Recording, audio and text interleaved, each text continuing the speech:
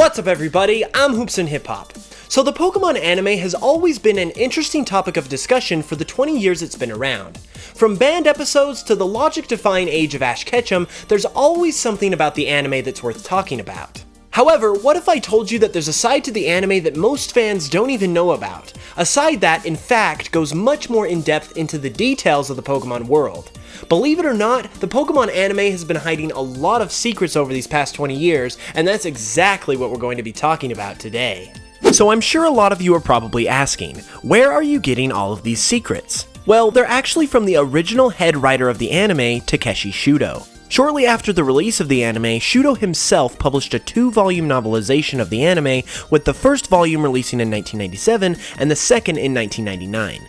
This novelization was only ever released in Japan, but luckily it has been translated into English. The two books give us a ton of details that were never mentioned in the TV show, and given that this is all directly from the hand of the head writer, it seems pretty conclusive that this should all be considered canon. But I'll let you guys be the judge because some of this stuff is pretty crazy. Anyways, the first volume of the novelization begins with a prologue that states that Pokémon literally came into the world out of thin air. I'm not kidding. The prologue reads as follows. It was a certain night. A faint light shone in the darkness. Psh! A faint sound rang through the air. And so, a certain creature was brought into existence. Meanwhile, in another location, psh! Psh! Psh! More of the creatures spawned one after another. The creatures' shapes and appearance varied wildly. Among the creatures were quite a few resembling other creatures we were already familiar with. However, they were different to any other creatures that had ever been in this world. Like how humans evolved from apes eons ago, the creatures of this world had their own ancestors. But these creatures were different.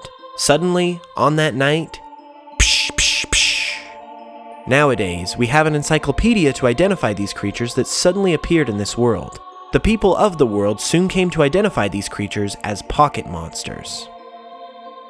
If you thought that was crazy, well, that's just the beginning. The book also explains why kids are able to become Pokemon trainers at just 10 years old, and it's because at 10 years old, kids are considered adults. According to the book and its translations, compulsory education ends when kids reach age 10, and from there they can pursue a secondary education, a career, or become a Pokemon trainer.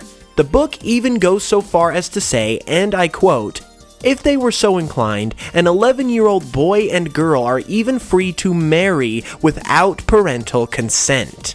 Well, two things instantly come to mind after reading that. One, I can see why they didn't include it in the anime, and two, I'm genuinely surprised the Pokemon world even has a functioning society.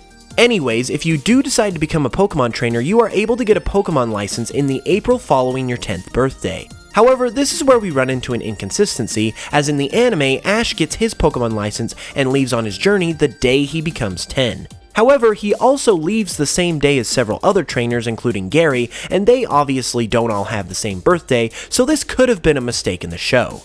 The books also state that Ash is 10 years, 10 months, and 10 days old when he officially becomes a Pokemon trainer, and since we know that it was also in the April following his 10th birthday that he could become a trainer, we can use these numbers to confirm that Ash's birthday is May 22nd. It's pretty ironic that the guy who is perpetually 10 also has a confirmed birthday, but whatever. Next up, the books even reveal how Pallet Town got its name. According to the books, several magazines that run throughout the region apparently have a best 10,000 trainers list. Most of the time, when a trainer from Pallet Town makes it on the list, they end up near the bottom, but even then the whole town will celebrate. About 100 years ago, a man from the town named Pallet Oak made it to the 931st ranking, which was not only the highest ever for anyone from the town, but also the first time anyone from the town had cracked the top 1,000. Pallet Oak was practically worshipped, and the town was renamed to Pallet Town in his honor, being previously known as Purity Town according to translations. Also, as you might have guessed, Pallet Oak is the great-great-grandfather of Professor Samuel Oak. Finally, the book reveals some interesting tidbits about Ash's mother, Delia. We know from the actual TV show that her husband, Ash's father, was a Pokemon trainer as well and left the family right after Ash was born. However, the books tell us that Delia's father was also a trainer who also left when Delia was young and never came back. And if that wasn't depressing enough, the books also state that Delia's mother passed away and left Delia to run the family business, a restaurant-hotel combo now called Pallet House Delia. Sadly though, it does get more depressing than that. During that classic scene in the first episode where Delia bursts into Ash's room to tell him to go to sleep, Ash recalls a memory from when he was 5 years old. His mother had always told him that his father and grandfather were amazing Pokémon trainers who could defeat even the legendary Pallet Oak. However, Ash also received his first computer at this time, and as the book says, Delia knew that Ash would try to look for information on his father and grandfather, and so she told him that everything she had said about them was a lie. She told Ash that his dad and grandpa never made it onto the top 10,000 trainers list and weren't even on the list of officially registered Pokémon trainers because they were most likely complete failures. Now, let's just take a moment to recognize how painfully sad and depressing this is.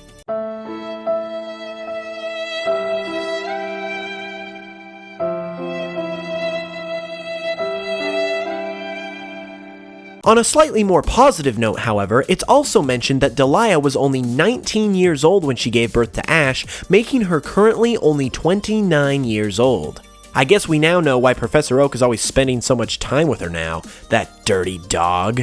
So there we have it. I really hope you guys enjoyed learning about all of these secrets, but the thing is, there is a lot more material in these books that I didn't cover in this video. So if you want to see more videos covering all of these interesting facts about the anime, give this video a like and let me know down in the comments below. And if you're new, be sure to subscribe and hit that notification bell so you can be notified as soon as my next video goes live.